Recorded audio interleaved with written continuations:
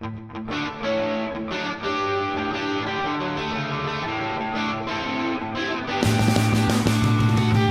have made an impression on literature seems to be a good baseline. You've certainly done that. Yeah, I suppose I have. Well, it's the pursuit that is the thing, like the pursuit of happiness. You know, you can't realize it by pursuing happiness. You have to pursue something else.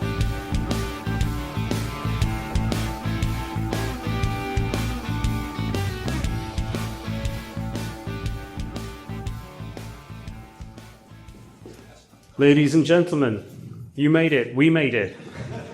Welcome to My Martinez Live from 21 Soho.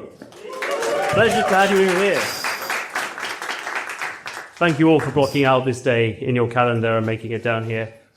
As the host and producer of the My Martinez podcast, I'd just like to say what a joy it's been to create this series ever since the sad news of the passing of Martin Amos broke in May 2023.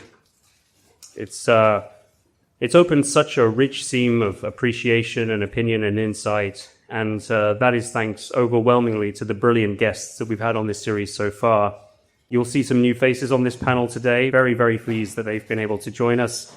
But if you needed any reminding, let's please give them each a big hand.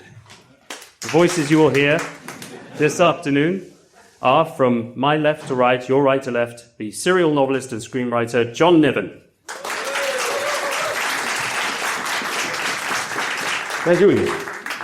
A writer who's flown all the way from Boston in the United States to be on this panel today. A writer whose work has featured prominently in Vanity Fair, Vincenzo Barney.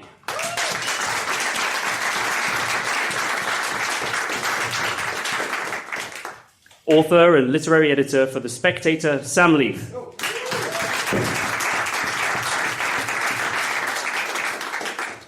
Author, gender historian, and writer for the Sunday Telegraph, Zoe Strimpel.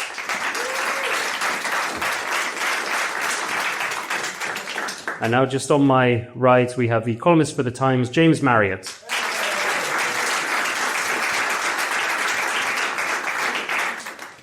And next to him, Finn McRedmond, writer and commissioning editor for The New Statesman and columnist for The Irish Times.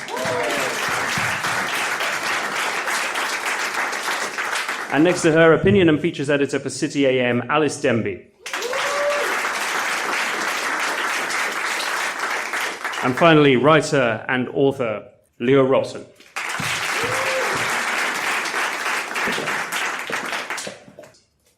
But where to begin then?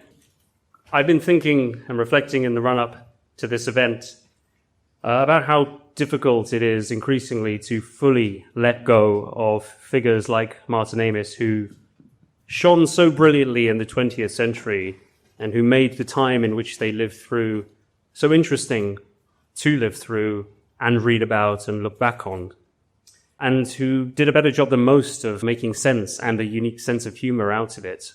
I grew up reading Martin Amos when the 21st century had already begun, but was still very much dancing to the 20th century's tune. Centuries have a kind of half-life. They don't just end, they go on being relevant for some time.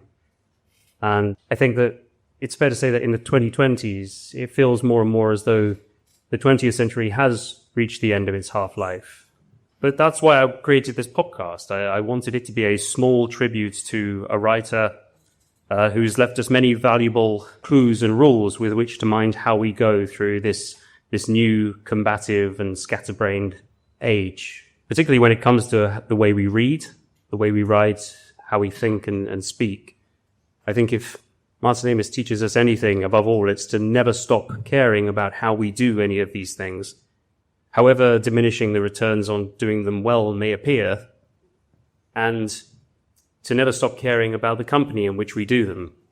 So with that in mind, James, I'd like to start by turning to you. You wrote a column not long ago about this idea of the end of the long 20th century. I've sort of taken the baton from you on that one. Perhaps you can take it back now and run with it with regards to how Martin Amos stays relevant for you as a writer, even as the past feels increasingly like a foreign country, perhaps a different planet sometimes. Yeah, well, when you told me before we started that you're going to ask me this question, I realized that I'm going to. I obviously feel, given the event that we're at, I should say that Martin Amos is deeply relevant to the 21st century, and then going to disappoint you by saying otherwise. I think a lot of his appeal is to a lot of people is he's a slightly archaic figure. The things he cared about, precision in language, the novel, the idea that literature is this sort of high value that everything else should be subordinated to. In his criticism, his hostility in the introduction to the War Against Cliché to politics and criticism, his insistence on aesthetics. I think all these things are pretty unfashionable now. And I think if he has an appeal, it perhaps comes from his slightly kind of archaic status. I was also, before we did this, to revise, I was watching various videos on YouTube where he's generally interviewed about politics. People tend to want to talk to him about politics for a long time. And a lot of the politics he's talking about and a lot of the things that he says about politics are sort of strike me as a little bit irrelevant or a little bit sort of unfashionable now. And I guess his appeal is partly nostalgic, and I think perhaps because our culture has changed so much from the culture that he started writing in the 1970s, he's sort of acquired a retrospective edginess from the fact that, we've moved on so far, that his attitude to life, and especially, I'm basically a big fan of the criticism, is now quite sort of interestingly outside the mainstream, and maybe that's why we find him interesting. You've said that actually you think his politics was mostly wrong. He's not a brilliant political commentator, and I guess perhaps that's a product, a strange kind of thing to look back on when novelists were asked to commentate in the news, which we don't ask them to do that much anymore. And when you watch some of the things that Martin Amos was saying in the aftermath of 9/11 and about the Iraq War, you kind of wonder that maybe we stopped asking them for good reason. And I think the other retrospective thing about him is that he's the last great glamorous literary figure. For kind of the last 300 years, there have been sort of glamorous novelists and poets and people who we've looked up to and wanted to be like. And it's often said that there has not really been any generation of writers or novelists who have supplanted the Amos generation in the public consciousness. Amos, Barnes, Clive James, all those sort of Craig Raine, all those sorts of people have a sort of glamour that has not been supplanted. And I think part of the fascination of Amos is perhaps because he's the last one, and there's nobody who's really quite taken his place. When I talk to my friends who are journalists, who we admire, who we're trying to write like, we all want to write like Martin Amos. This is the book we're all going to for tips about how to write. That's partly due to the genius of Martin Amos, and it's perhaps also partly due to the fact there hasn't been a sort of a figure to intercede. There hasn't been a next generational figure who we could look back to. Well, I don't know that we're out of glamorous novelists. We have here John Niven with us today. Have you got any thoughts on this, John? Oh, hang on there, Tiger. Let's not get carried away.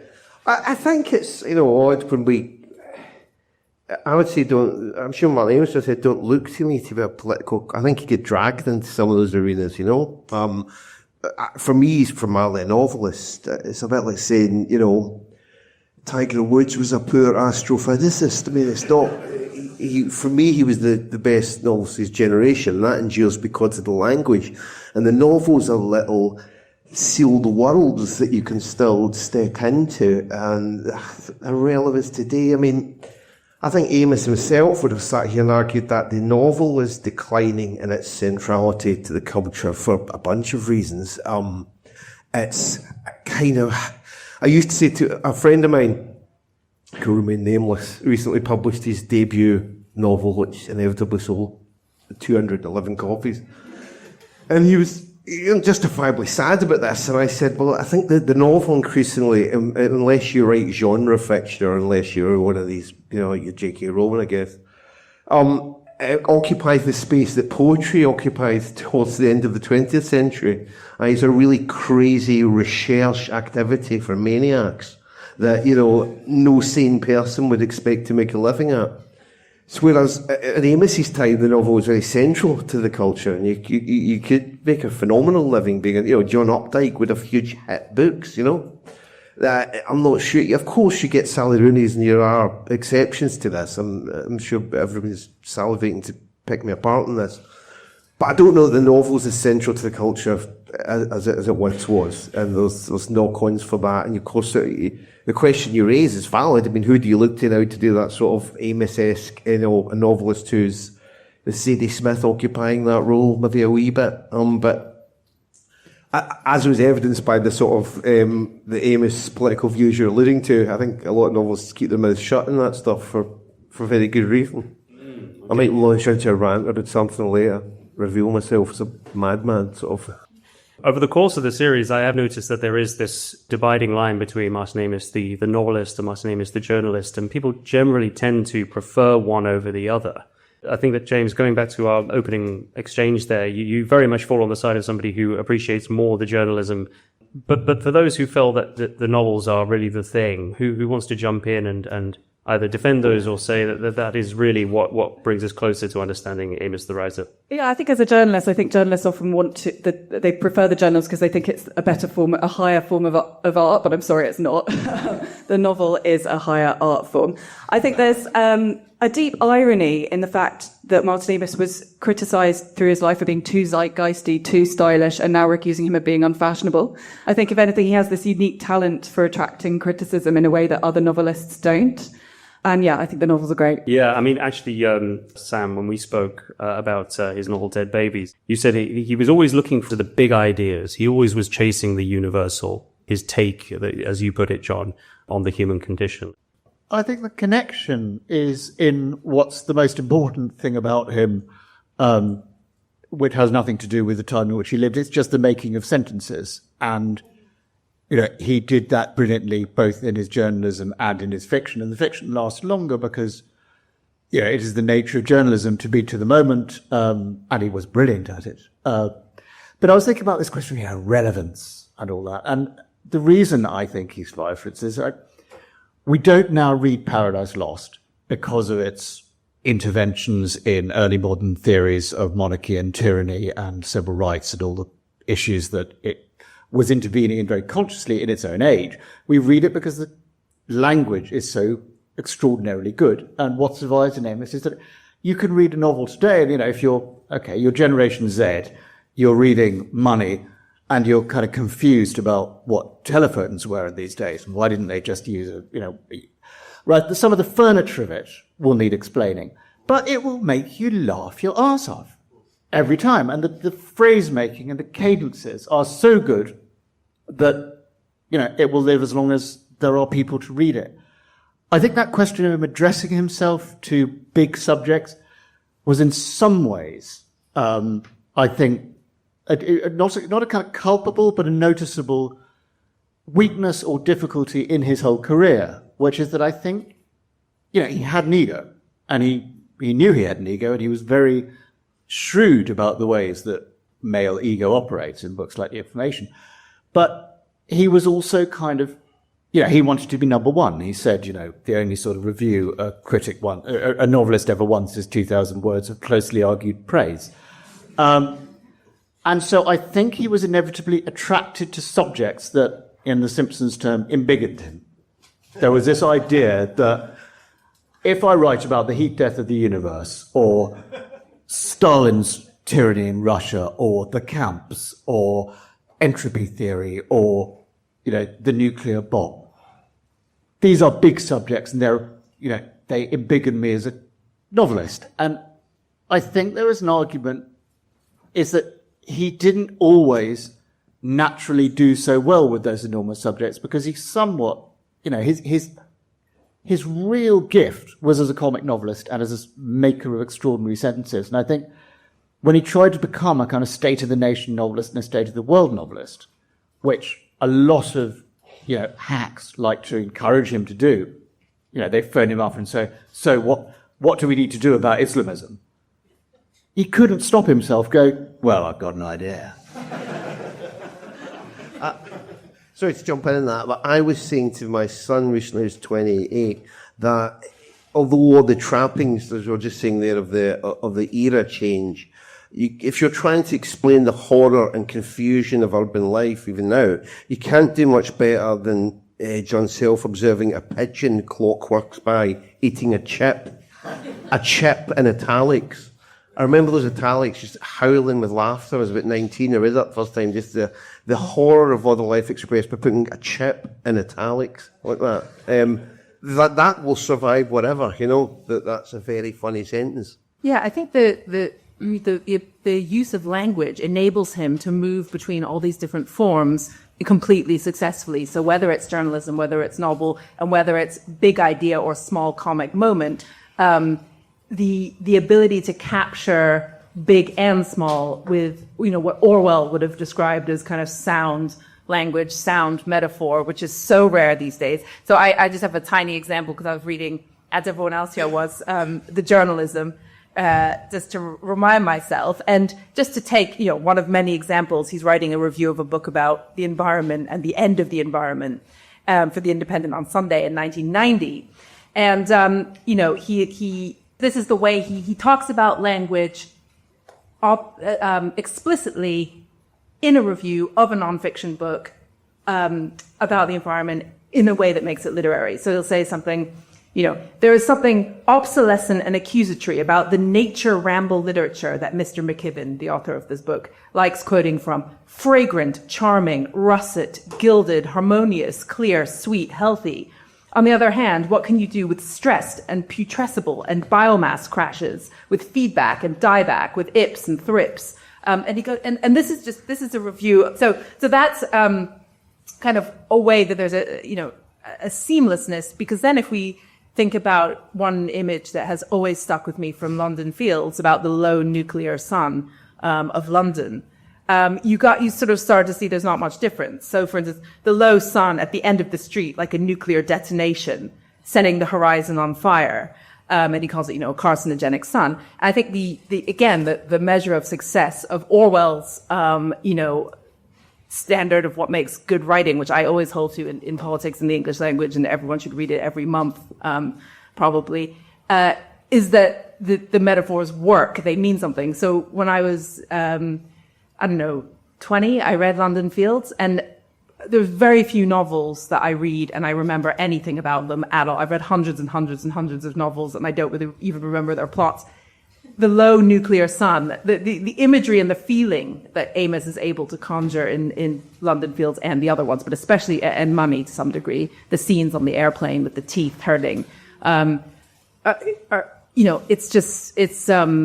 it's what the others have said here already, but it's encased in those kind of language being pushed through to its proper uses and endpoints, so that you get the kind of writer who can go between different forms, and it doesn't really matter, because the journalism is like London Fields, and London Fields is like the journalism, and we remember those images because they're so brilliant. Perhaps it was discovering and reading Martin Amos when I was a teenager that made me feel that, look, if novels could do what his did, which is to say things that were both hilarious, but also in the same way that, comedians can become your favorites for making you laugh about things which you feel are inherently true, I decided that's what I want from my novelists. That's what I want from my fiction. Just while we're on the journalism versus novel dichotomy, I think there's something, I believe, that's slightly more prosaic about Martin Amos and his lasting legacy and his lasting impact.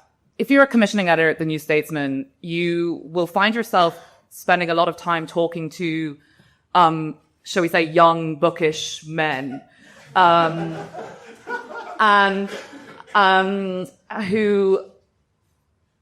there's no writer whose influence I see more conspicuously on the copy that ends up in my inbox than Martin Amos.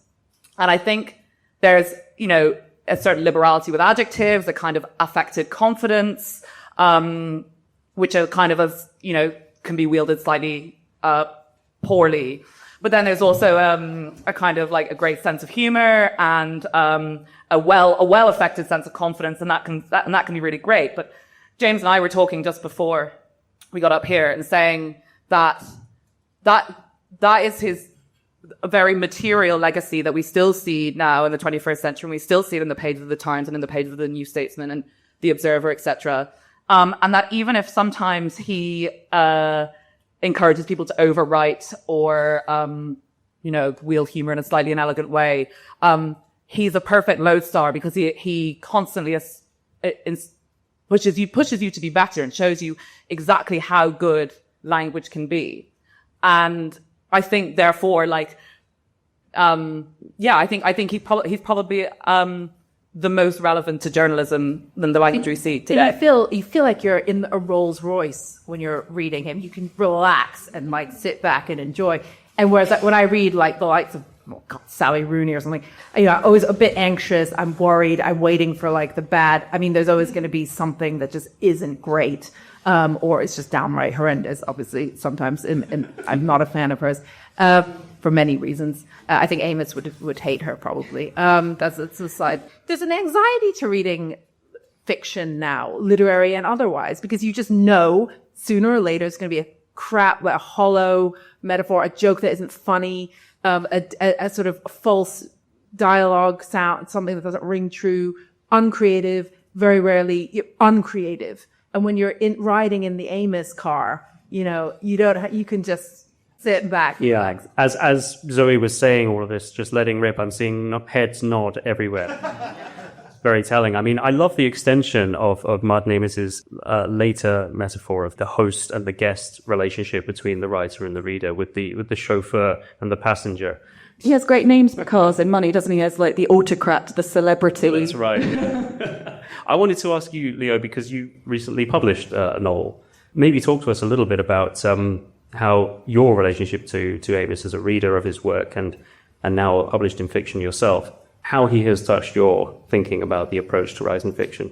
I suppose, just reflecting on what we've been touching on so far, I guess, I infinitely prefer the essays and reporting and so on collected in Visiting Mrs. Nabokov and Moroccan Inferno, or against Cliché and Rub of Time. I think that, he performs better there for me, and of the generation that James alluded to earlier, although he's by far the most distinctive and I suppose by any measure talented of that group, I would consider him the least accomplished as a novelist, maybe not than Julian Barnes actually, but to compare in someone like Ishiguro, I think would be absurd, even though obviously if Amos were to pick up the mains of the day, but this isn't writing, this is no adjectives, but it's not, he has a very narrow criteria, which I think for a brief period was quite influential, to a negative extent, when A.S. Byatt was judging the 1993 Granter list, trying to find a generation to succeed that one. And although James is right, there wasn't a coterie and maybe not glamour, they did well enough, like Hollinghurst, Mars Jones, Ishiguro again, it wasn't a bad haul.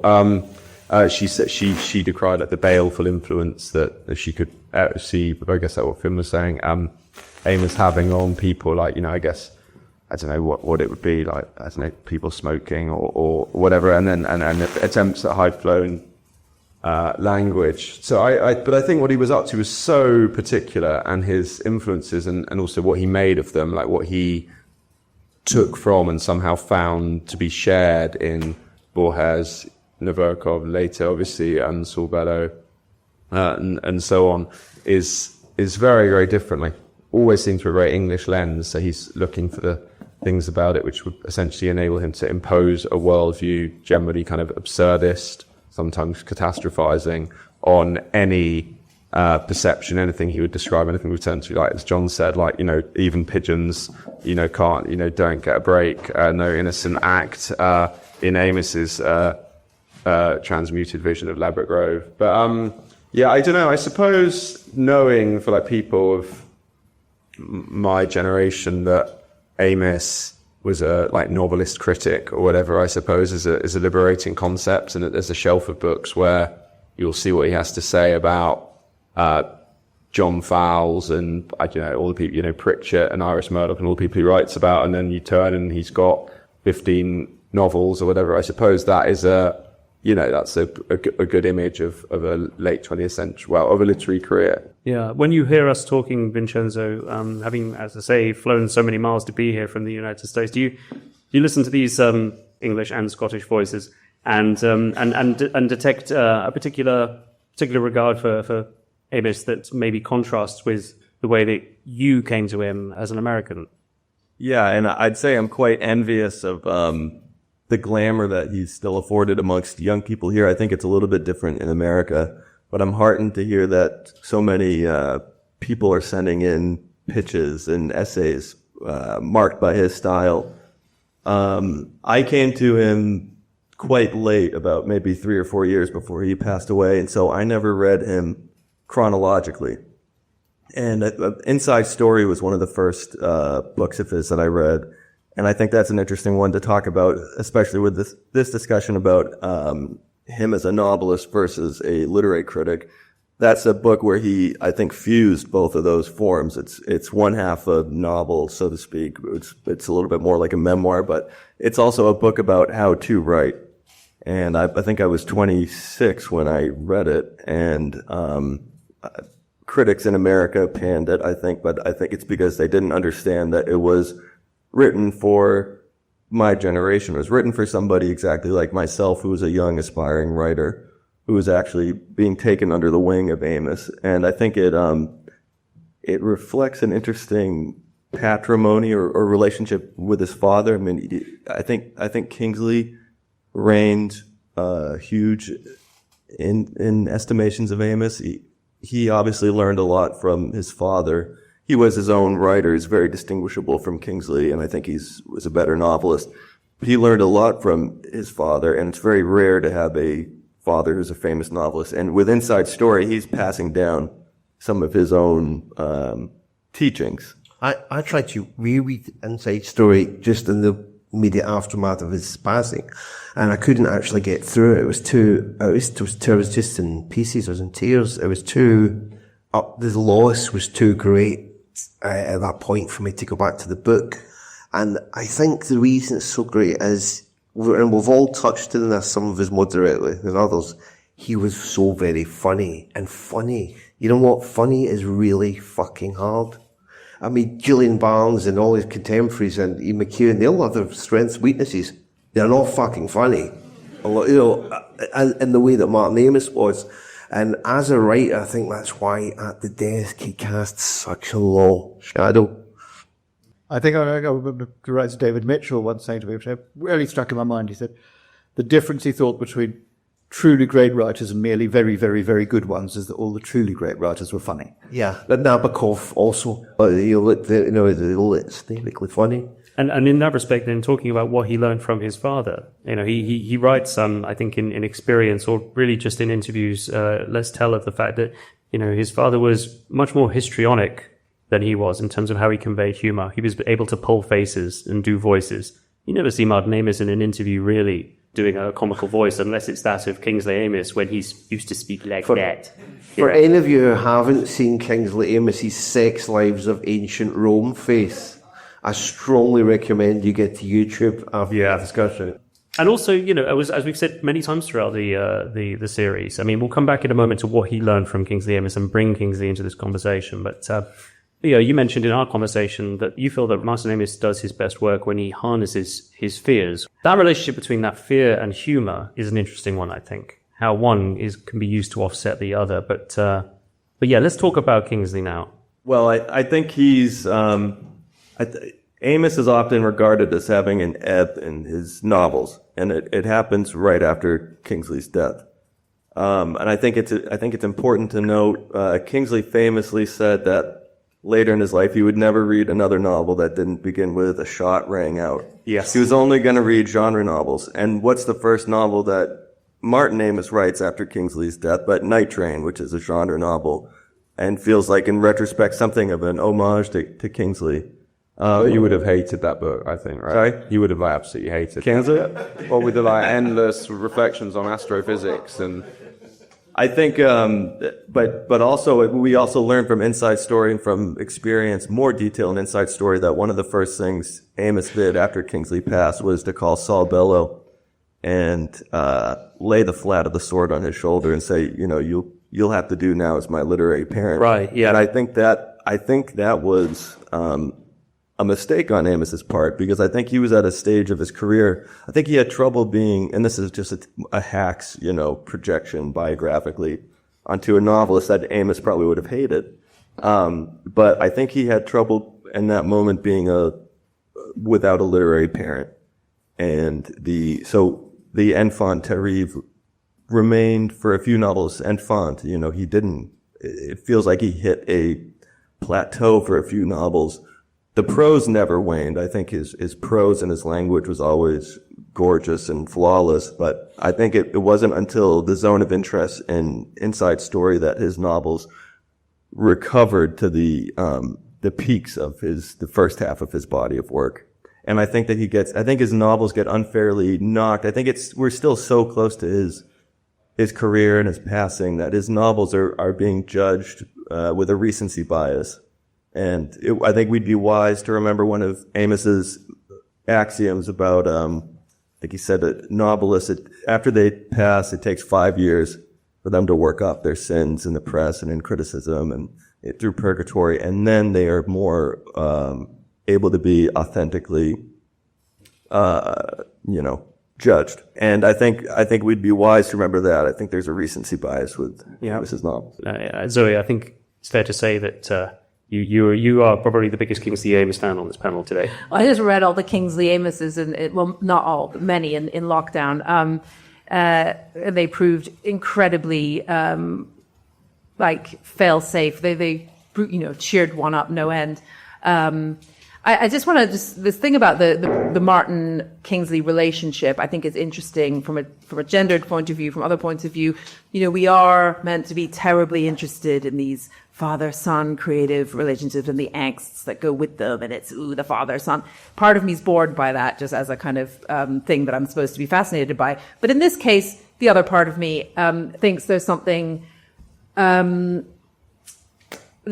sort of productive, respectful, mentor-y relationship is, in some ways reminiscent of the very involved Oxbridge, tutorial relationship between supervisee and supervisor. But anyway, it's of its time, and I just am thinking to myself of, could I imagine a novelist from that may be popular now, someone who's coming out with novels now, having that kind of incredibly critical relationship, deeply entwined critical relationship with a mentor, whether it's a parent or someone else. And I kind of feel like, no, the young novelist of today would not want to be broken down and built up back, in the way that I think Kingsley, was so unstinting in his expectations and his standards. So I think, and then looking for another literary parent, I think that idea in itself is interesting to historicize in a literary sense. And whether people can take that kind of criticism now, whether you would have someone who says this is how to write, that's crap, this is, and that level of respect that is demanded from father to son in this relationship. In terms of, Kingsley, I just, if Martin learned at Kingsley's knee, which he did to write an amazing sentence, Kingsley's an almost purer form because he's not trying to do as many spectacular fireworks at the same time. These are just perfect sentences, one after the other, which allows the humor to kind of just roll off of it. But it's not just that. The mark of how brilliant this kind of apparently simple language is that it also has, in some ways, a sort of subtleness and a softness that Martin's prose lacks and Martin's characters lack, obviously, because different subject matter. But the thing that I wasn't expecting to find reading Amos Pear much after reading Martin was what I found to be very sympathetic, sensitive, subtle and astute depictions of women, and a little bit like Vermeer paintings. He stops and pays attention to how the women in his novels might feel, how they might react in the face of these pretty awful men mostly. And I found it extremely human. I found Kingsley almost a more straight-faced human experience to read. And in that sense, he is more of his time. Perhaps he comes from a slightly more straight, 1950s, 1960s. Well, I think he had, later. sorry to interrupt, I think Amos himself said that the differences between him and his father were purely generational. If you transposed their dates of birth, they could have written each other's novels, I think, in terms of the way they looked at the universe. I think the way they weight their comic prose is very similar. If you read this, the way the end stop, if you read a sentence like, he was very clear on why he liked women's breasts. Thank you very much. Why did he like them so much? I mean, you could attribute that to either Amos, couldn't you? It's almost interchangeable. one of the most revealing and important things about their relationship that I ever came across was in an interview with Amos, where he says, "My father always had the avenue of poetry." He says, and I just can't do it. He said, I'm much better off with prose. But I think it's interesting that the two things that Martin Amos, I think, aspired to be but never fully embodied was, on the one hand, a journalist, was never fully a journalist, and on the other hand, never fully a poet. So in the prose, you get this attempt to be novelist, journalist, and poet, in the sentence making, in the subject matter, and in what was ultimately his greatest talent, which was for writing fiction. Yeah, I don't know. I mean, Kingsley Amos's poetry is interesting because in some ways it's anti-poetic. You know, he belongs to the movement, and the poetry he's trying to write is rebuking poetry that is too poetic.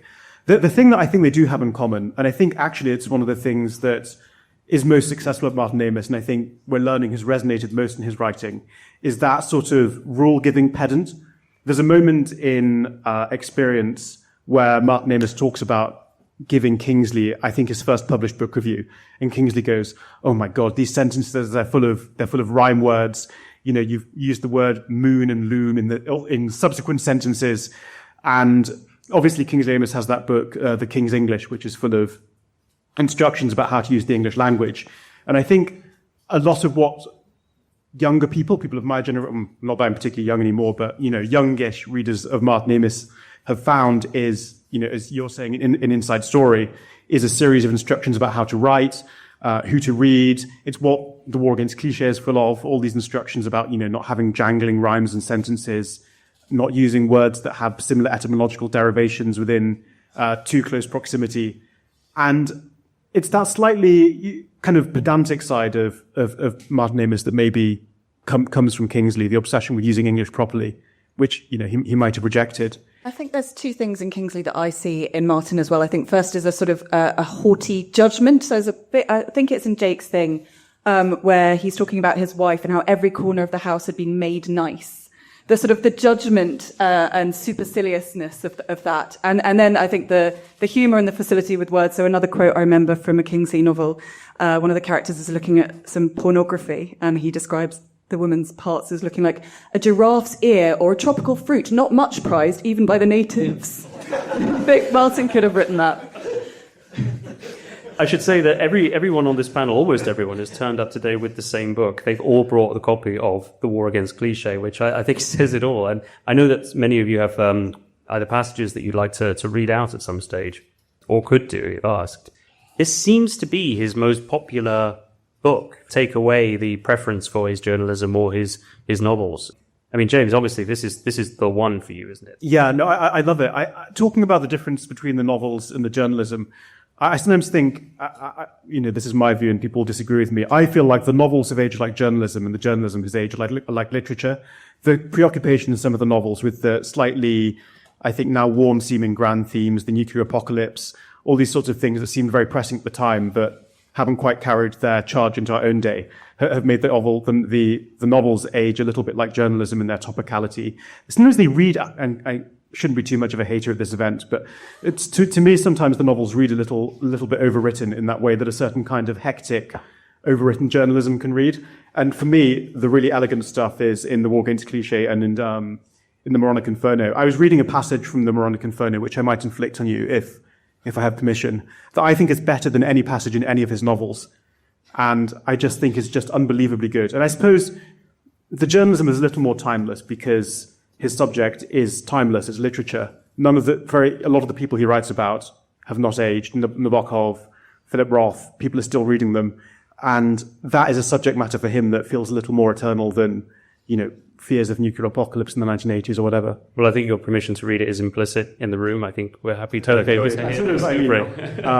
I just think this is wonderful. And the way that it is quite novelistic. So this is his interview with Truman Capote in the Moronic Inferno.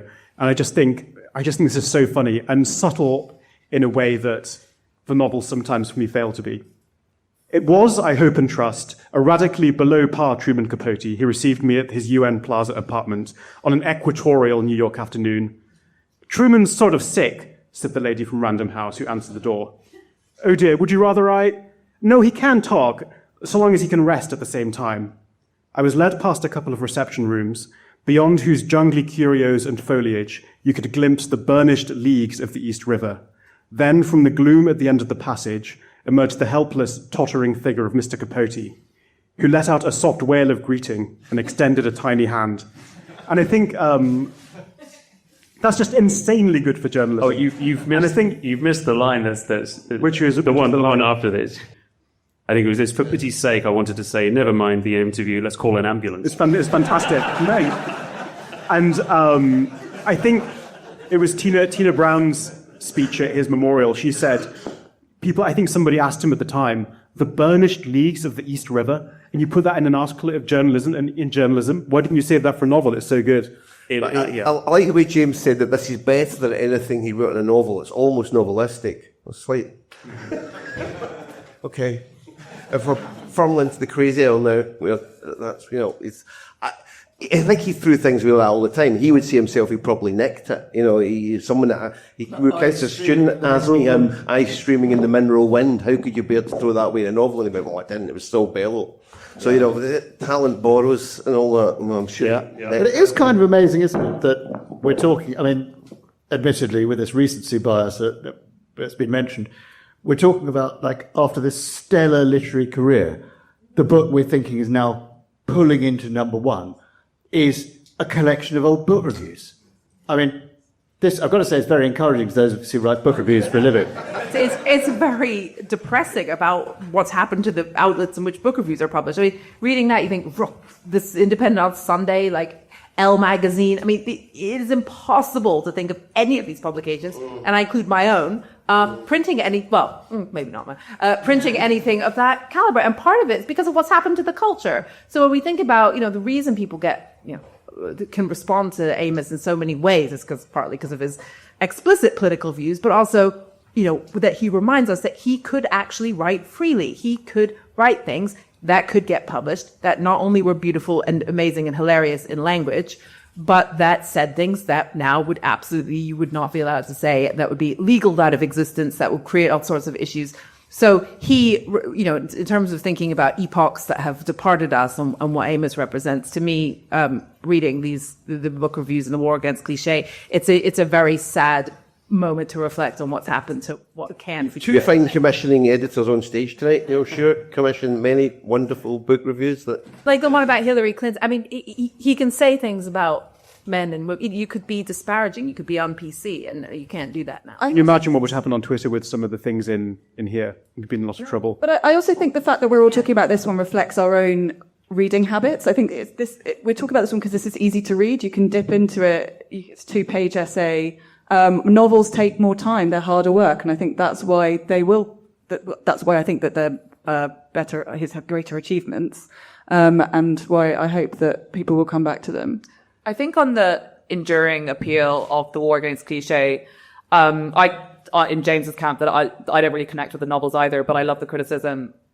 And I think there's something actually really quite simple, which is I suppose, recently a young writer, but perhaps not so young anymore. And the war against cliché provides a handbook, an unbelievably authoritative handbook. Hard-won authority, well-earned authority that Amos has, and it kind of, he says not just how to be funny, but that it is important to be funny, and you just lodge these as rules. And when you're learning how to write, it's unbelievably difficult and disorientating, and you're trying one avenue here and it didn't work, and you try a different style here. Whereas in this, it's like, okay, here's how to do it. And I say sometimes his influence is slightly baleful. People overwrite, again, with the adverbs, but it's almost like a kind of 12 rules for life, but of the literary universe. And I think it's really as simple as that. That's why young people connect with it. I think the reason that you don't see a lot of, I think he's like his father, he's very good and very funny when roused to anger. And we don't see a lot of anger in the book pages now. Everything gets kind of 3-4 stars. Everything's kind of all right. You don't see furious kickings. Like, for instance, I'm sure we all love it when he reviews Hannibal in the War Against Cliché, and he's moved to such rage because he's reacting to the American reviews of it, which he says in the book, very disgracefully lenient. And one that says that Hannibal Some of our best writers will be proud of this book. It contains not a single dead or ugly sentence. And Amos says, well, it does contain, it's a genre novel. Of course it contains dead and ugly sentences, unless you feel the breath of life and Bob Sneed broke the silence, or Tommaso took the lid off the cooler. Then, of course, it can be. But he's roused to that high dudgeon, I think he's hilarious. I think you're right. There's a slight toothlessness in criticism at the moment. I remember I think it's the LRB review of Cliché. Do you remember who wrote that? Frank Kermode. Yeah. And yes, okay. Oh, this guy, my pub quiz team. And he makes an excellent point. He says, even when Amos is praising, he's still full of judgment and criticism. And that comes out best when he talks about Ulysses. Says Ulysses is a work of great genius. I don't need to justify that. But here is a list of very, very detailed things that are wrong with it. And how it's hard work and how he's a kind of discourteous writer and all of that sort of stuff. So even when praising, there's criticism, and I think that's exactly it. This is something to do with the culture, this toothlessness that's emerged. I don't understand why there is such toothlessness at a time when there's plenty of anger to go around and plenty to be angry about. Well, it's a passive aggressive. It's just a different mode of anger, isn't it? I mean, we are pervaded by anger. It's the most irritable, angry, hostile time. Yeah. And therefore, but the means of expressing it you can't just say it or express it, so it has to come out in all these passive aggressive ways and limp. It's all on social media now, rather than the book pages. I mean, you do see snide reviews, but they're snide. They don't kind of go to town. I think people like Lauren Euler made her name, taking people down. I sort of feel constantly negative book reviews are going viral on Twitter. James, when your takedown of Jordan Peterson's "We Wrestle with God," I mean that to me was a great example of how this hasn't died. That's kind of you to say. Although I guess if I had to criticize myself, I would say that a lot of negative book reviews nowadays maybe slightly fall on culture war lines, and people are taking down their enemies, and you're in a camp, and there's less sort of free form offense where you'll just go for anyone, and also. If you're going to praise a book, praising it critically as Martin Amos does is perhaps a bit dead. I think you either get the, banzai takedown of cultural enemy or the kind of back rub of cultural friend is a little bit how it divides nowadays. I think we should give a shout out to alumni of this podcast, Will Lloyd. He wrote a brilliant review of John Sopel's book where he points out that John Sopel calls Big Ben the iconic timepiece. Yeah. These are the journalists that I like to know and hang out with because they give me hope. I would posit Sally Rooney as the anti-Amos. Has anyone, I mean, just because I'm not as up on the literary review side of things, has anyone done like the excoriating review of her that isn't about politics but is just about flat prose? I'm sure they have. I think I've seen someone, maybe Substack or something, but I think part of the problem here too, I think, is that Amos is one of the last unfocus grouped writers. I mean, everything has so many mediators in it. If you write a novel, everybody fancies himself a line editor, entertainment lawyer, the agent, the editor, the PR people, the publisher, your friend. I mean, everybody's, the pieces of writing, I feel like, en masse that are published are so mediated by so many different hands, and I think we lack writers that have are exhibiting personality. And I think the way the gates into being published have winnowed so dramatically that I think young writers are conditioned to think that this over editing or sort of group style is the way, and so I think personalities don't develop as much, or they're not as expressed. I can see where you're coming from, Vincenzo. I think, to say he's the last focus grouped writer, I mean, he was focus grouped by his country, an entire literary establishment that would not let him off the hook for being the son of another famous writer. On the one hand, you imagine editors always just being, completely happy to receive whatever copy he submitted because it was Martin Amos, but on the other hand, he had to put up with a lot of shit. Do you not think so, Leo? Yeah, I think he did. I don't think it's to do with being Kingsley Amos' son. Why was it then? Why is he get so much more attacked than other writers? Well, I mean, as he says it in one of the early footnotes in Experience, people never comes to the ball dressed as envy. Yeah, exactly. Like, as in, he said, it's like, if you're going to criticize a symphony, you don't write a symphony, but if you're going to criticize a piece of prose narrative, you do it in prose narrative. It's not for me to say it's envy, it's you to say it's envy or whatever. And it's partly that. And then in the New York Times profile from the early 90s, Barnes gives a list, like, even naming his wide sexual success, which I'm sure for many of these reporters probably weren't that aware of. But, yeah, I don't know. I mean, it's like, it's his insolence. And I mean, obviously being Kingsley Amos' son wouldn't have helped. The being Kingsley Amos' son was no fun. I mean, James mentioned earlier the thing about how he said that he used room and gloom in the same 5 paragraphs or whatever, but also he thought that Amos was so influenced by Clive James that he used to read aloud his book reviews in an Australian accent at the breakfast table. But we're going to come to the audience in a moment to open it up to the floor and to take your questions. So do think about what you might like to ask the panelists here. I think I'd like to know from you, John. We spoke about The Information. It's the first novel that I ever read of his. It wasn't necessarily the obvious or the best choice of first novel to read of Amos's because it was, so much about writers in the publishing world of which I knew nothing when I was 17. But it made me laugh in ways that I didn't quite understand why it was making me laugh. But it's the experiences you've had reading that novel and the moments that have left you rolling on your sun lounger on holiday. No, I fell into the pool. The sun lounger with book, ashtray and glass. Yeah.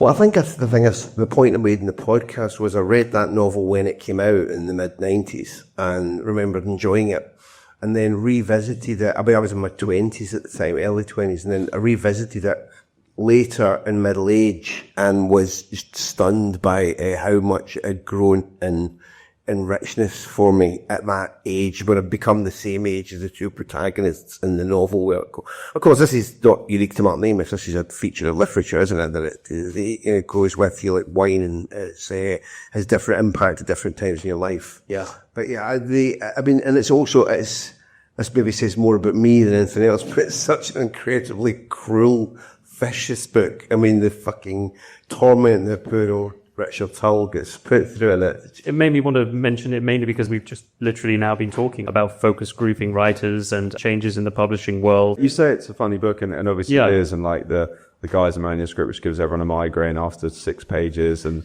all that, and yeah, brilliant rival schemes between the characters. But it's also where like the ponderousness kind of gets a bit out of control as well. Like you think it's this comic novel, but it's 500 plus pages. There's endless of stuff about, I don't know, Sam, the stars or something. Yeah. The heat death of the universe. Yeah, and then also the information, this tedious running metaphor. When you read those passages in The Information, Leo, do they add pathos to the mundanity and the misery of the two male protagonists, Gwyn Barry and Richard Tull? Well, because it's all imposed, isn't it? It's all imposed by the authorial voice, which we're told pretty explicitly is Amos. He says, I'm 5'7" or whatever. Or is it? Yeah, it's not in that one where he says he occupies the much disputed territory between 5'6" and 5'7". I think that's in The Pregnant Widow. Yeah. But so we've got this sport. Yeah, it's one of the strange things about it. In the Adam Mars Jones's essay on that book, he kind of pointed out there's so much stuff in the book about being 45, I think. And then he points out the only person involved in this fictional universe who's turning 45 is Martin Amos, so the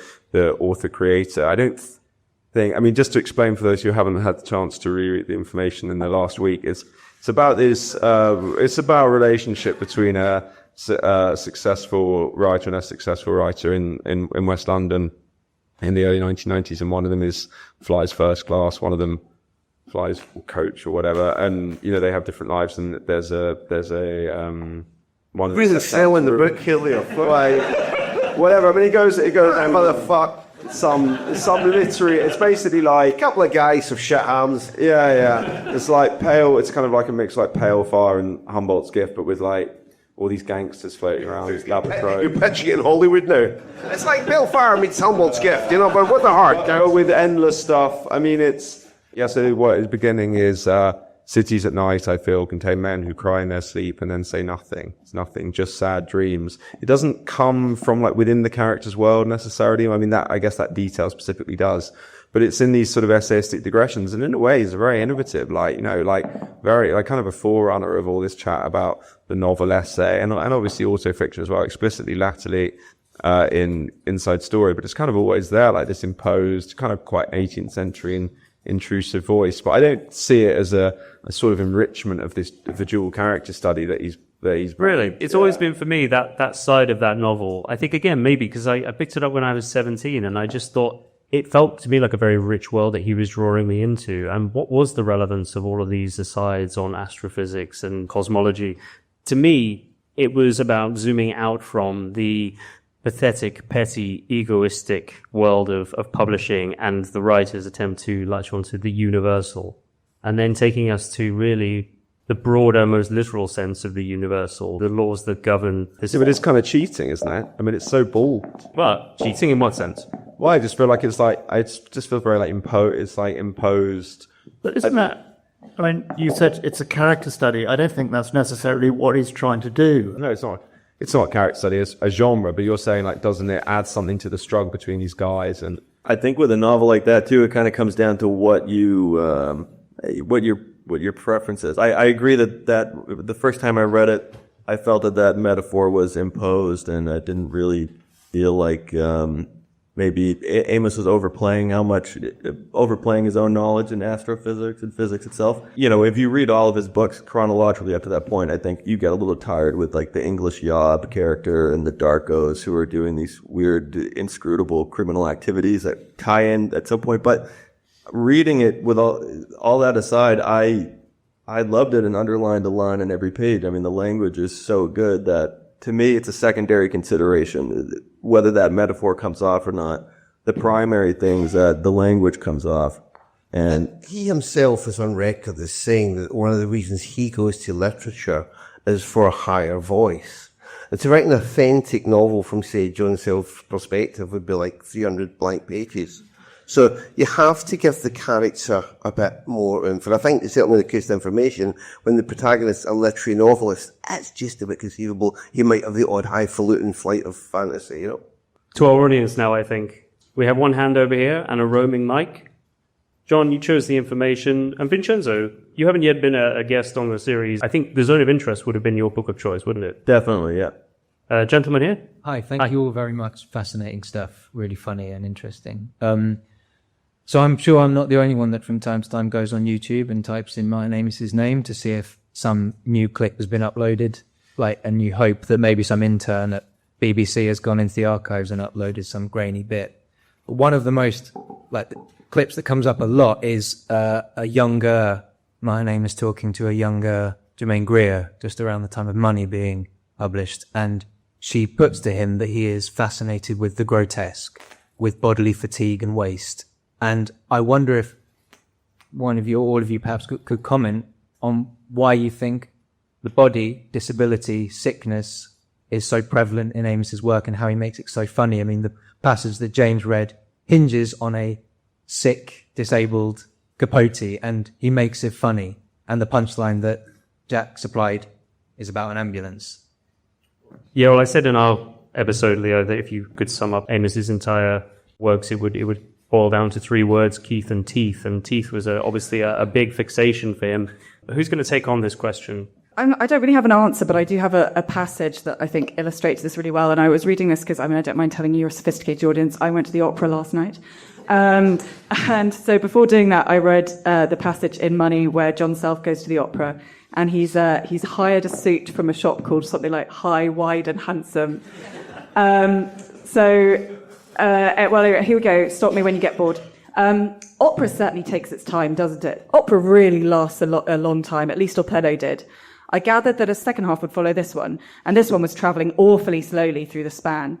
The other striking thing about Othello is it's not in English. I kept expecting them to pull themselves together and start singing properly, but no, Spanish or Italian or Greek was evidently the deal. Maybe it's some kind of Guinea Fest or Beaner evening, a rally for the Hispanics or the Ricans. But the audience seemed stolidly non-ethnic. I mean, these guys in buffalo beards and Busby haircuts, those 6-foot chicks with tomahawk profiles and Venusian suntans. I mean, they're just Americans.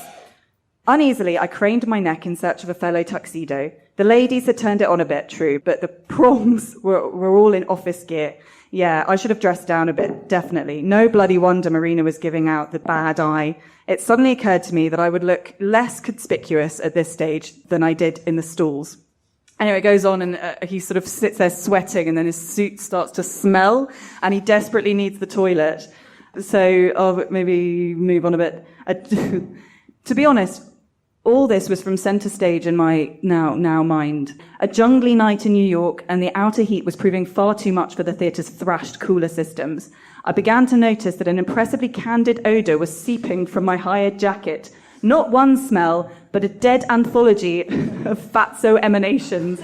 The trail of 10,000 roads and sweats who had used it before me and would use it again when I was done. And so it goes on anyway. So I think that illustrates it. Fantastic. Yeah. In one of his Naipaul pieces, most of which are really, really interesting and good, he's talking about A Turn in the South, the Naipaul book about traveling the American South, and there's this lengthy passage Naipaul has about how the people there seem to like keep their fat as a possession, and like the rolls and the great pride with which they wear it, and so on. And it's like, it is kind of a like well-known passage. Amos is not the only person to have noticed it, but it seems striking that like that would be what he likes. So, you know, like Naipaul, the greatest writer in the world, goes to the South to report on, you know, how people live there or whatever, and what appeals to Amos is the bit about how out of shape they are, basically. Isn't it also like, you know, if we think about his close friendship with Roth and Bellow, it's a sort of confrontation with death that he embraced and held close, you know, raging into the I don't know what the saying is, but into the night or the twilight or whatever, like the end. You know, we are all mortal, and there's a sort of way that these authors, that Amos and Roth, you know, had tried to kind of fight that or engage it, you know, and the full frontal, let's say, embrace with the frailty of the human form and all of its horror and its changeability and its helplessness. You know, someone like Amos obviously is a brain on a stick, but it's not a stick, it's a body.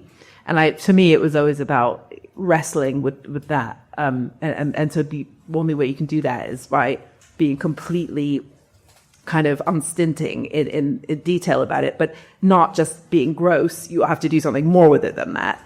Hence why he manages to make it funny. It strikes me as, I don't want to speak on behalf of the men on this stage, but it strikes me as a particularly masculine anxiety, fear of decay, you know, existential ennui, worse than ennui, terror. I think he's expressing a lot of the time through the kind of body horror. And you don't see that in female literature so much. I don't know why. I don't know, the substance of the movie might want a word on our score. Yeah. But I think it's more... Amos talks himself about the downward curve of literature, how historically it was the kings and queens were the subject of literature, gods, and then it became the middle classes, and then the lower classes, till finally it's like, you know, let's have a paedophile as the hero, or let's what characters we do have, let's heap as much torture and abuse as we can, because it's a theatre of an age of cruelty is funny. Any more hands? Any more questions? Yes. You're talking about mortality and death there, and you've talked about a number of writers, but one writer you haven't talked about is Philip Larkin. And I wonder whether you could discuss how much Larkin was an influence on Martin Amis, if at all, in literary terms. Certainly comes up an awful lot in both experience and Inside Story. Vincenzo, you spoke about reading Inside Story as your entrance into Martin Amis. Perhaps you can take it away. I feel less qualified to talk about Larkin's influence on him, although, of course, Amos wrote extensively about him, and maybe there's something in Amos's writing is very poetic, even if he never wrote poetry. I think that his writing is way more expressive and filled with metaphor and beauteous language than his father, for instance, who did write poetry. And I think there's maybe a similarity in style.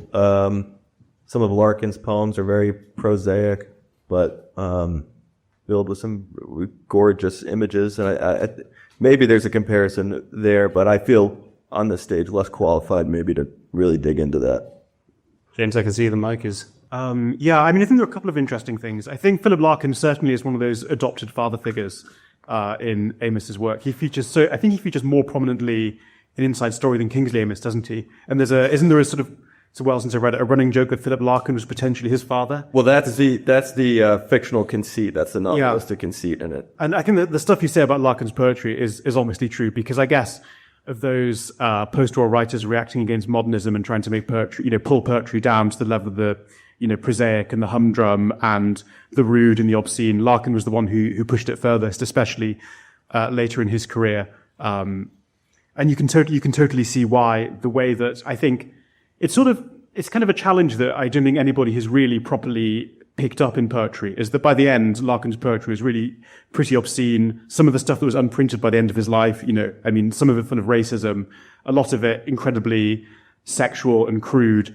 And Philip Larkin had this project of, he was a genius, and this is one of many things he was doing, was to see how many rude words, how much obscenity you could put into poetry, and often within the space of the same poem, till it still achieve this sort of, very beautiful, sublime transcendence. You think about a poem like Ver de Société, which begins, my wife and I have invited over a couple of craps to spend the evening at our house. Larkin says, in a pig's arse, friend.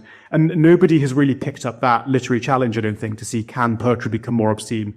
But perhaps Martin Amos, has sort of taken that challenge into the novel, and to marry the obscene with the sublime. Yeah, there's tons of Larkin in the novels as well. In Success, there's a recurrent high windows motif, and there's that image. I don't know, this one, James, something's like a great ship basking in the afternoon or something. Is that from Larkin? Yeah, that's all there in Success as well. But it's quite interesting because I feel like Larkin, they clearly loved him and they learned a lot from him, and obviously had the personal connection via his father. But it's quite uncharacteristic in a way of the stuff that Amos was into. He's such a romantic. He's absolutely immersed in Paradise Lost and the Romantic Poets, and as he put it, my favourite writer, William Shakespeare. Yeah, and Larkin is so suburban and provincial in a way that Amos is obsessed with the city, and that's quite an unusual. Yeah, I think maybe it's almost like the narrators are kind of more Larkin-esque figures. If you think about Terry in Success, he's almost like a kind of Larkin-ish eunuch kind of thing, looking on at in a way at someone a bit like Kingsley Amos was to Larkin, the one off doing stuff. And Larkin is obsessed with, as we were saying, heaping degradation upon characters. The narrators of Larkin's poems are often extremely degraded. Yeah, he is quite novelistic. Not just because the voice is casual, colloquial, but he creates these little scenes and worlds and so. Yes, definitely more about modern poetry than I do. But I feel like what he taps into in Larkin is quite a novelty thing in Larkin, really, because what he loves in the great English poets is all the things that Larkin's sort of rejected in his favouring of a Hardy-esque path, which was against that kind of euphony, musicality, floridness, and also they were told, as you said, they were anti-modernist, which obviously wasn't really Amos's bag at all. Really. Yeah, it makes you begin to think actually that some Larkin poems almost read a little bit like scenes from from Martin Amos novels.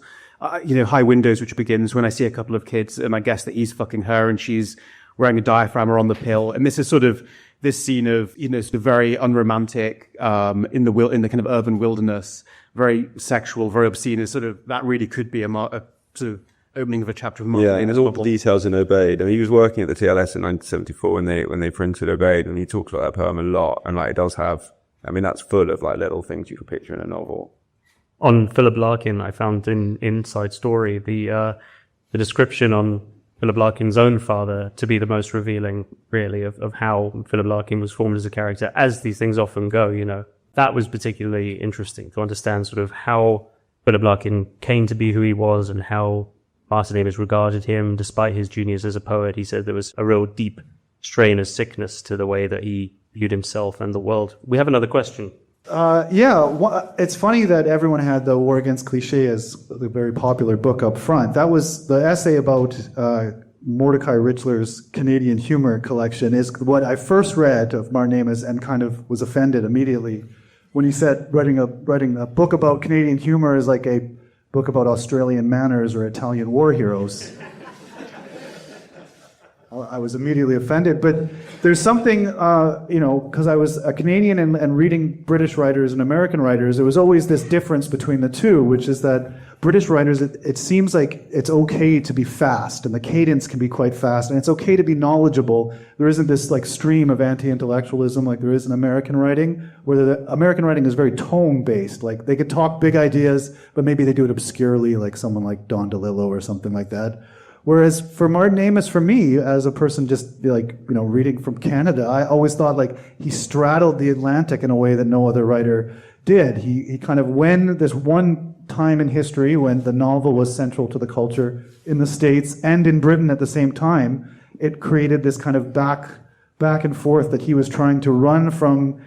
I've heard it said many times, he should be a British, he should be kept with being a comic novelist. But in America, there is no comic novel tradition. It would be considered low in the novel form, but there's a great tradition of it in Britain. So he's running kind of towards America and back. And I was wondering if you saw, like, when you read Philip Roth or you read Saul Bellow, or even I recently reread Success and noticed lines directly pulled from Despair with Nabokov. There is this kind of, he Americanizes Britain in a way that, at least at the prose style, that I could see from afar, and I don't know how it affected. And that book also is absolutely full of Heller's Something Happened. Like, if you read Joseph Heller's second novel, Something Happened, it's like, it's Success. You love that book. And Success is absolutely full of that, like the parentheses, like the as Jack was saying, like the endless neuroses and fear about, I don't know, doors closing or having to take an escalator or whatever.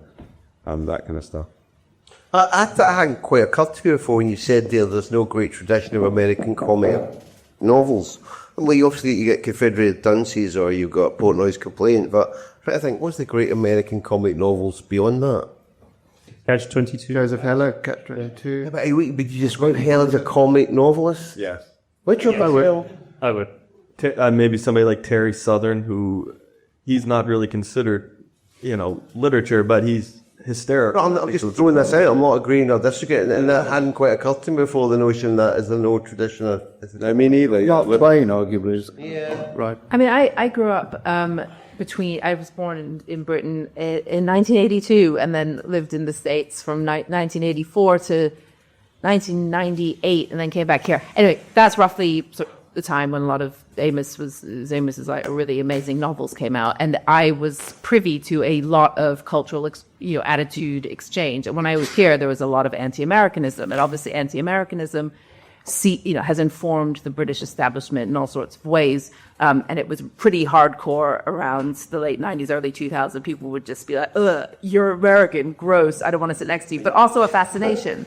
And it was classed, working class. The further down the class ladder you were, the more like openly and like guilelessly into America you were. So I think that I always got the feeling reading Amos that the Americanisms and the embrace of America, the unapologetic, not uncritical embrace of America, was part and parcel of his refusal, his ability to go above the vogues of his peers, or the kind of, he if everyone else was going to be snooty about America, Amos was going to embrace it, look at it face on, bring it into his work. And so there's a particular tone. I think there's tangentially, you guys are making it far too easy to be anti-American now. I mean, it's like, here's the fucking biggest piece of shit ever born in humanity. Let's weaken the president. I think also... There wasn't such a good reason then, though. It's all right. The maggot is slowly making its way through the brain. I sometimes wonder if one of the less good distorting influences on Amos's fiction has been a kind of paranoia about the English novel, that sort of low-key tradition in the English novel, sometimes characterized as the Hampstead adultery novel, which isn't really about big themes, which is consciously small-scale, middle-class, socially incurious, thematically incurious. And I think, I guess, as a writer in the post-war era, the American novel seemed so much bigger, so much more ambitious, so capable of such a great social range that if you are an English writer and you want, as Martin Amos did, to be number one, you really want to associate yourself with the, geopolitical and literary superpower. And I do kind of think that if he had, I don't know, I mean, I have all kinds of silly negative opinions about Martin Amos that will get me into trouble here, but I do think that if he had been less obsessed with American literature and had written more in the slightly more provincial tradition of the English novel, he might have written novels that at least I would have personally enjoyed more. And I also think his most successful book, I was thinking this last night, Experience, is basically, his memoir is basically a Hampstead adultery novel. It's about writers having affairs with each other and their sons at Oxford.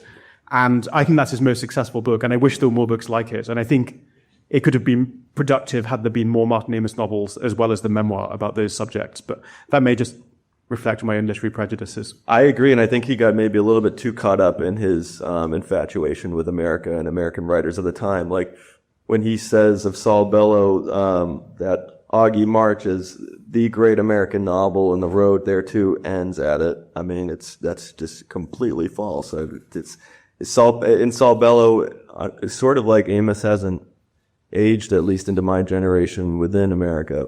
Philip Roth is still revered, but I think he was a little bit overly infatuated with some writers, thinking that they were going to age better than them. I think his attitude to America is like from a very, I mean, obviously it's true what you say that he was receptive to it and wouldn't have had that dismissal, but it's in a state of it. He sort of has the attitude to it almost like an English Puritan or something. Like he's so shocked. I mean, the Travels in America reporting book is called Moronic Inferno, which is the phrase that Bellow borrowed from Wyndham Lewis and used repeatedly in Humboldt's Gifts, basically to describe all the forces in American life that were ranged against poetry and the cerebral life, like traffic and noise and all these, putative pathogens that Bellow got more and more irate about. I mean, I agree that the assessment of Augie March is daft, but but yeah, I do think he was far and away the greatest American writer of those decades, and I can sort of see why Amos went for him. Like, though I think the influence is distorting, but I just feel like he's got this sort of mixed relationship to America, because in a way it kind of like disgusts and shocks him, and he obviously seeks out things. Didn't he write like a porn essay and a this and a that one? Like he's always writing like this stuff as a very English writer, I think. But I guess a lot of the productive stuff in his fiction is stuff that shocks him, isn't it? And maybe America is the most shocking thing and therefore the most attractive subject. As that line in the Didion essay about like we're most attracted to what repulses or repulses us, especially if we're writers. We have a question here in the front row. Lady with glasses. Hi. Yes, hello. Sometimes with glasses, sometimes without glasses. I feel that I've got to bring this up because I think it's very connected with his interest in America and American literature. The philo-Semitism and Amos's fascination with Jewish American authors in particular is surely something important here. And his sort of, I go back and forth myself on whether ultimately it was a good thing or not, this fascination he had with Jewish people and Jewish writers and Jewish history and culture. I still don't know really what I think. But it's a huge part of his imagination and his sets of history. And sometimes it feels as if he wants to borrow, preoccupations and the sort of freighting of history. Roth said that being born Jewish was, now I'm going to bowdlerize the quote, but to be born into a historical predicament. And I think Amos, wanted that in a way for himself, and that informed his writing and his love of his philo-Semitism. I just wondered what some of our panelists thought about that. He did have 2 Jewish daughters as well, so he did have a kind of personal connection. If we can believe his biography, or this section of the biography, when he found out that his best friend Christopher Hitchens was a quarter Jewish, I believe he had to sit down and he wept. He was jealous. With envy. And admitted that he was envious of Hitchens. I think he cast himself into a situation in the second half of his career, second half of his body of work, where he was brushing up against the literary limitations of not being Jewish, and I think that was a limitation that he put upon himself. But there's something fascinating about reading the literary criticism of that period, whether it's Amos or Bellow's essays or Norman Mailer's essays. The great writers were considered Bellow, Roth, Mailer, sort of. I mean, he was a very, very interesting, entertaining failure in a way. But it's a world in which Thomas Pynchon and Cormac McCarthy never existed. I mean, these people were never written about, and I think there became a myopia within that literary culture, especially in America, that really didn't see a horizon beyond Bellow and Roth and Mailer and then Updike. Another hand raised over here. Just on the Jewish thing, I'd never really thought about it, but I mean, I know he had that. Yeah, well, I don't know, what is it about? I mean, I guess that was the question we were supposed to be answering, but I mean, I think part of it is he's kind of like attracted to all the stuff he isn't really, like toughness, height, maybe, being an intellectual, these sort of like, it's a sort of American, as you say, sort of in flight from the thing that he kind of almost wrote loads of times, which is like an English novel. And in the Bellow essay, he quotes the Ian Forster thing, while English poetry fears no one, the English novel has been rather less triumphant. And then he uses it as a springboard to talk on and on, as you say, about that narrow group of American figures. But yeah, I don't really know. I mean, I guess he got interested in Jewish history, and as you say, subsequently married a Jewish person. But yeah, I don't know what it's about. Please go ahead, sir. We've heard about how Amos continues to inspire a generation of young bookish critics.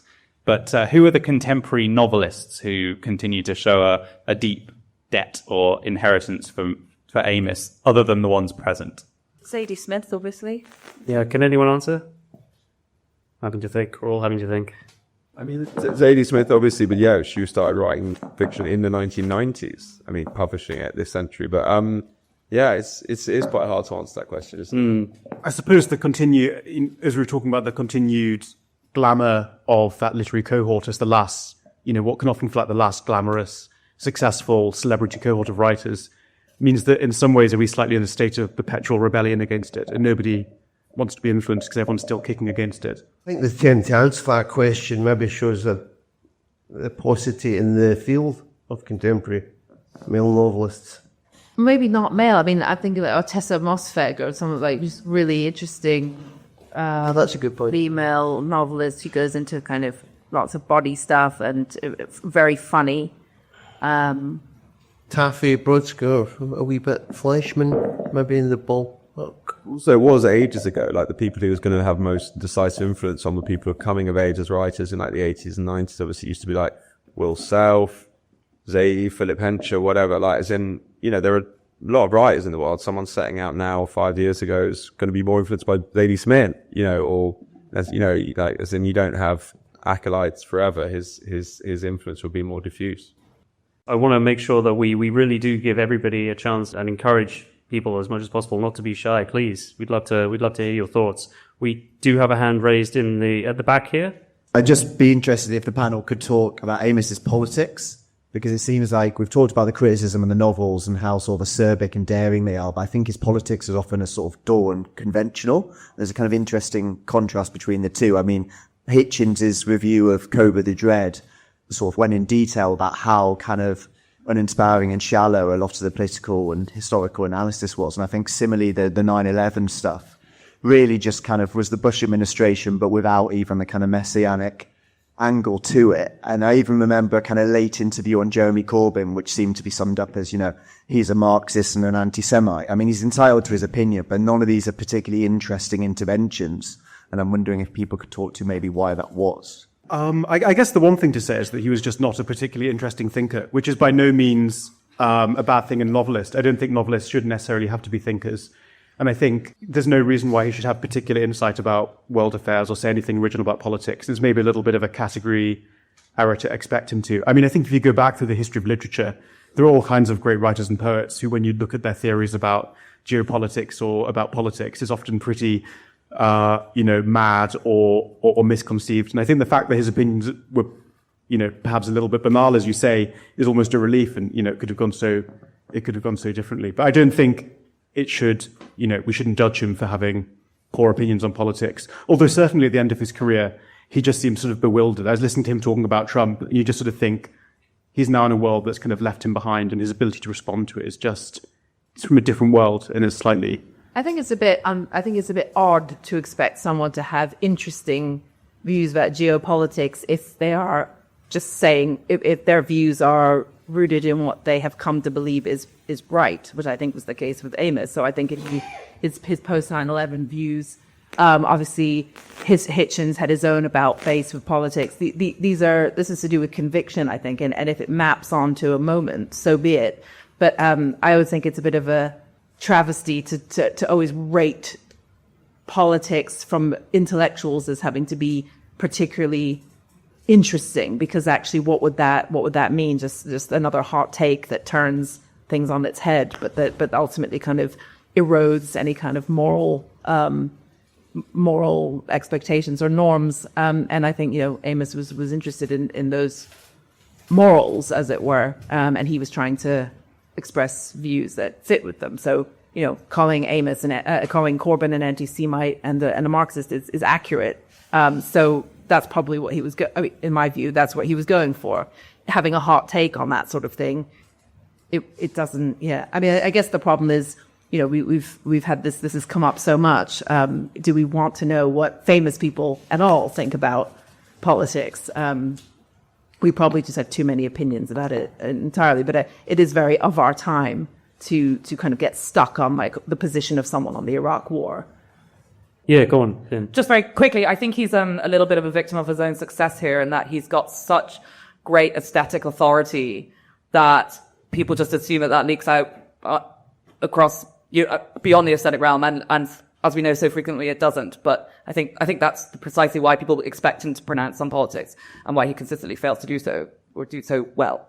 I think it's a fair point. Do we want to know what novelists think politically? But in Amos's case, he wanted us to know what he thought, and I think that's where it becomes fair game to criticize him. I consider his politics secondary or even tertiary to my view of him as a writer. But it was interesting to watch him try and equivocate at the very end an inside story about Israel-Palestine, because to go back to the philo-Semitism, he had made really such a fetish out of being Jewish and wanting to be a Jewish writer. And he was always so very centrist in a lot of his political views, contrary to his friend Hitchens. But I think the two elements, I think, which date Inside Story, which I think otherwise is an incredible book, is the bewilderment with Trump that you mentioned, that is kind of showing his age. And not to say I'm not saying that's a good thing for Trump, but and his equivocation with Palestine. Do you as an American find Trump unbewildering? No, that's the problem with Trump as an American, is that you understand him completely. And Americans are conditioned always to be sort of engaging in self-promotion and in the pursuit of self-interest. Trump is completely understandable. And maybe that's one of the bewildering elements of him. So on the Jeremy Corbyn, I think what Martin Amos really was a brilliant analyst and judge of character, and I think that Jeremy Corbyn essay was brilliantly funny. He talked about how this is a man who hasn't changed his thoughts or ideas since the 70s, said he has no sense of humour, said the humourless man is a joke, and a joke he himself will never get. Jeremy Corbyn once said, anyone who wants to be a beekeeper should be a beekeeper, and no one with a sense of humour could say that.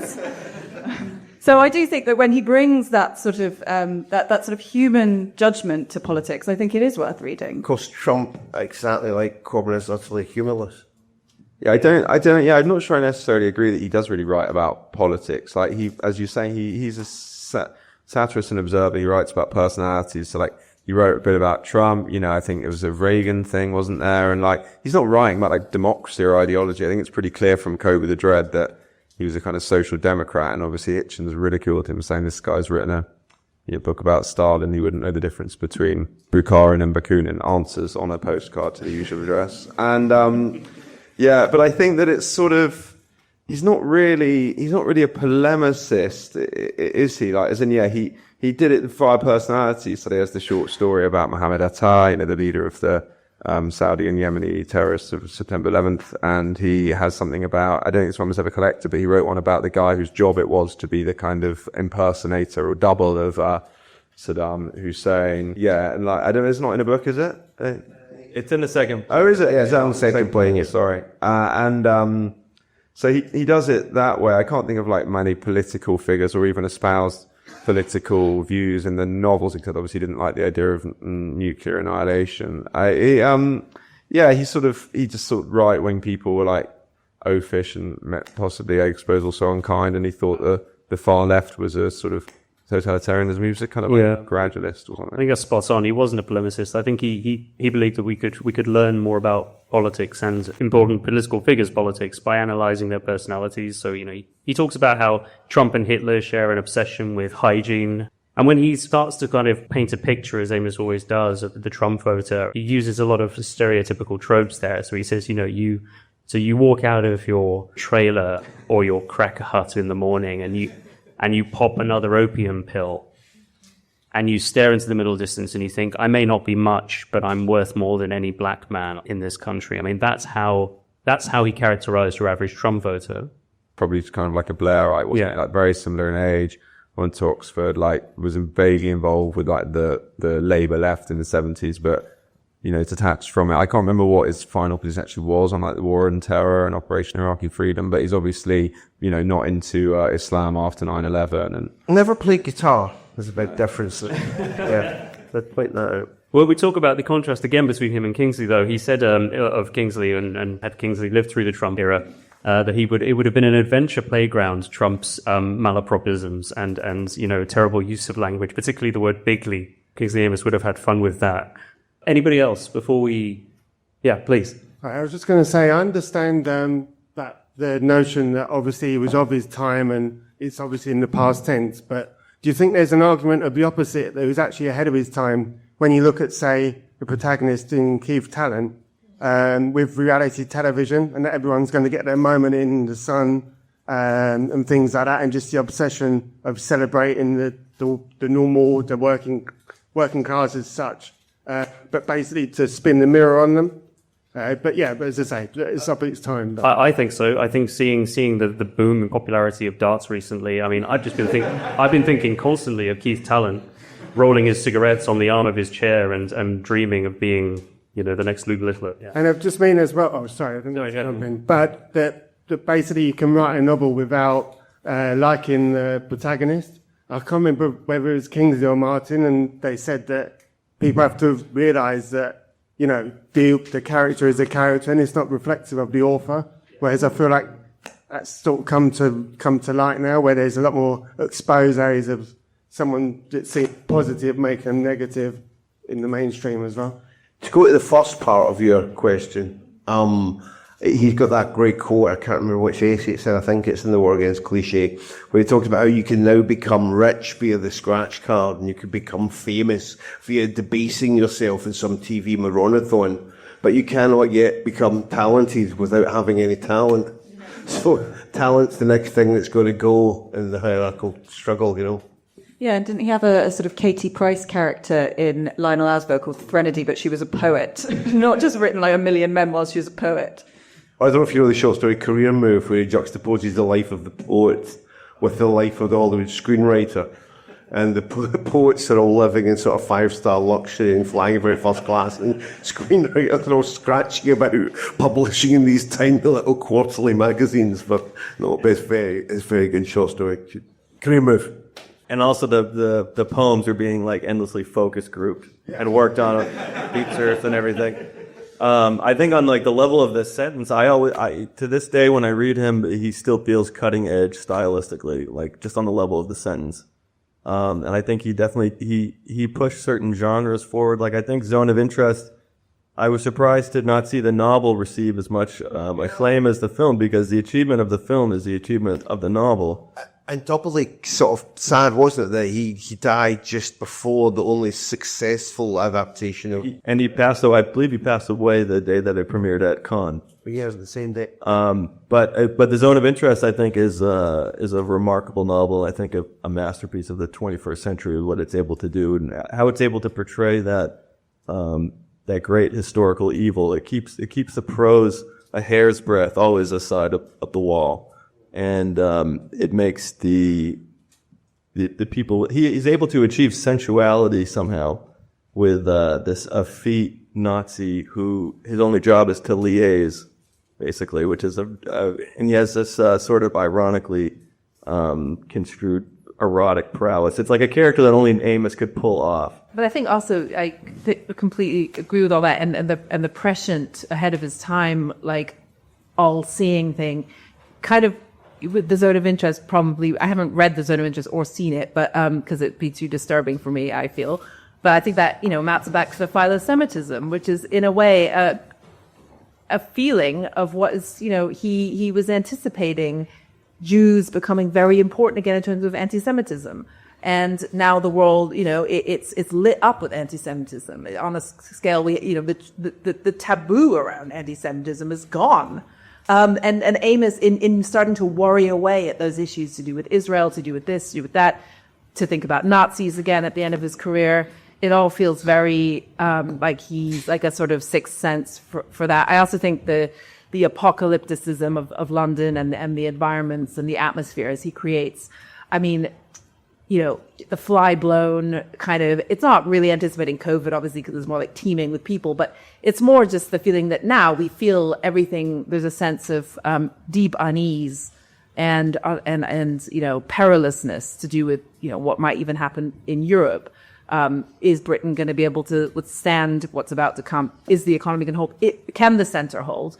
And, you know, I think the way he portrayed that sense, even though it was a much more prosperous time in some ways, in the kind of, the oppressive anxiety of the cityscapes feels to me just eternally. That's why I always go back to London Fields for that feeling, to get back to that sense of like this particular, like the low London sun, the sense that everything is fly blown and apocalyptic. Yeah, I think very much. And then actually some of the journalism you see, the way he writes about the environment and how the discourse around the environment, and, you know, it's super, super ahead of its time. And TV, you know, as you say, reality, specifically TV. Obviously he didn't know the way things would go exactly, but, media people. I don't want to end without giving anybody who wants to ask a question or make a comment a chance to do so. Do we have any more hands? We have one in the middle here. Thank you. Can I just say briefly on that last thing? There's in an interview he must have given slightly over 10 years ago. So like during the coalition, he said, like, you know, without wishing to sound like David Cameron, like, I do think that like middle class monogamy is like the best way to live, or like invoking the Churchill thing about democracy, like the least bad option or whatever. And like that's, I think in some ways he was quite a fan of like structure. Like we've talked about all the do's and don'ts of writing. I think he did kind of like, he lived in this quite regimented way. Like, you know, we think of him as this kind of like bad boy with his like pinball machine and throw up cigarettes, quite a low bar. But you know, he did go off to Leamington Road villas in Notting Hill every day and, you know, write from 9 till 6. And, you know, he obviously, you know, wrote to word counts, and he was, you know, and I think quite often, sometimes it's with sympathy, sometimes it's with disgust, sometimes with a mix of two. These things that he wasn't, he was very drawn to. So like, for instance, with the working class characters, obviously Keith Talent is a kind of villainous gargoyle, a kind of rip-off taxi driver and petty criminal and would-be rapist and so on. But in something like Lionel Lasber, it's obviously got a silly title, and there are these very satirized figures like the Katie Price guy and Lionel Lasber himself, the lottery winner. The younger couple, Desmond, I forget the name of the other one, is a very affectionately portrayed sort of, he often splits the world into like super good and super evil. It sort of helps it a kind of satirical structure. And I think sometimes he's able to bring a lot of openness and sympathy to these things that are quite alien to him. I don't know whether you intended to say that like Keith Talent was not a sympathetic character, but like a richly realized character, but not a realistic one. But yeah, clearly there were sides of life. The whole London underside, which sort of slightly comes from Ballard, but also from Kafka and so on, is something that he was able to channel and portray with, I think, quite a lot of imaginative curiosity. Please. Well, thanks, guys. I just wanted to ask what you would ask him if you had a chance tonight. What the chance actually to ask him was Long Island in money definitely based on Kirk Douglas? And the answer was yes. So Kirk Douglas dropped his trousers in front of you and said, "Is this the body of a 65-year-old man?" And he went, "No, not quite." But I had dinner with Harvey Keitel in his hotel room during the making of that movie, the Apollo Saturn 9 that he wrote. And he said Harvey Keitel remained resolutely stripped to the waist throughout the entire meal. He said, "I think Hollywood film stars had a thing for getting the kit off in front of you in private." What I probably would have asked him, though he may not have been able in good conscience to answer it straightforwardly, and though he may have already answered it, so apologies if he has, is what he considers his funniest piece of prose. I would say, look, I've written all these book reviews and I've printed them off. Could you go through them for me and offer some notes and advice and feedback and tell me where it jangles and which metaphors don't work. But you know where it. You'd read them yourself, and you'd know from all of his endless rules about your poor grasp of etymology, Latin derivations, and so on. But like, this is probably an unsympathetic answer. But he says somewhere, I don't know, it's in the information, or I think it might be in the Rub of Time about book tours, where he says you become robotically garrulous, and like, even though there would be things that would be interesting to like press him on, but like, the other answer would be like, we've heard him say the same stuff 1 million times about the 14 things he's interested in. Like, let's just reread, like... to say that a bit more sympathetically, which obviously I will do, it was incredibly, after he died, I went back to his incredibly touching thing he writes about his father and experience after his father dies. And he says, but I have you still, you're all around me on the bookshelves, sleeplessly available. So, when writers, he himself said writers don't die fully because the work, he'd still pick it off the shelf and get his take on almost anything you want or don't want. Here, here's the case. On that note, I just want to say a big, big thank you to you all. I had conceived this as possibly the last episode of the entire series, a note on which to end, but I get the feeling people would probably like a few more episodes at least. Yeah. All right. Thank you very much. This has been my Martin Davis. Thank you very much.